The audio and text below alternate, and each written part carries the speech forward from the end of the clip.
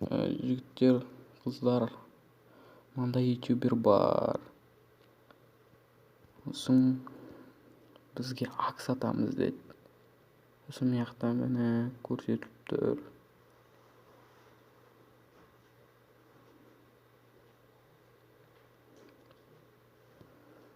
Міне бүткілін сөйлесті бізбен.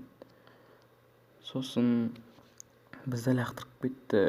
Біз WhatsApp'пен де сөйлестік, ақшасын лақтырдық.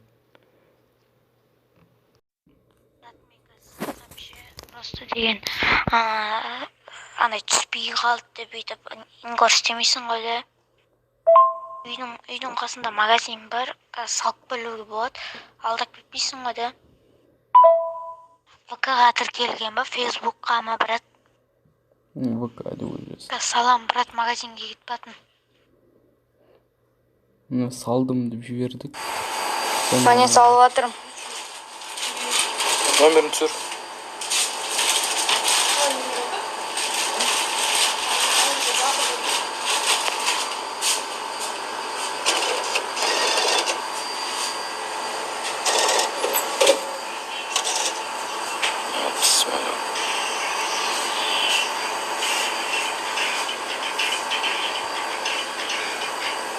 Чек түсір, қара чекті. Чекті қар көрсет.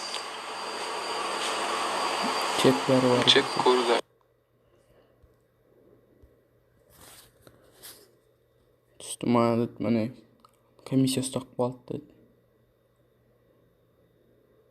Боқтап отыр ше бізде. Қанша деді, 40 теңге салдық. Все, рахмет, сігіл дейді.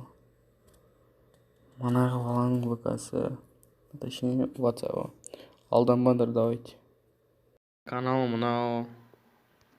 Маған кірдім.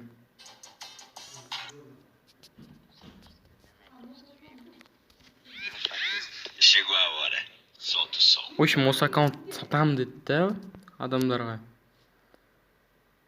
Сосын кеттім лақтырып кетеді.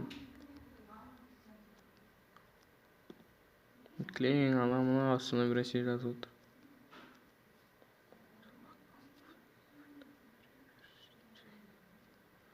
И то подписчигі 10 мың ал, ойландарына. Алды да өз подписчиктерін алдап жүр ғой. Мен заблокировать етіп жатпын ВК-да. Осы видеоға лайк басып, сөйтіп істей қойыңдар, адамдарыңа тарата қойыңдар. Өтірік алдап, сөйтіп ана мына мошенник, в общем.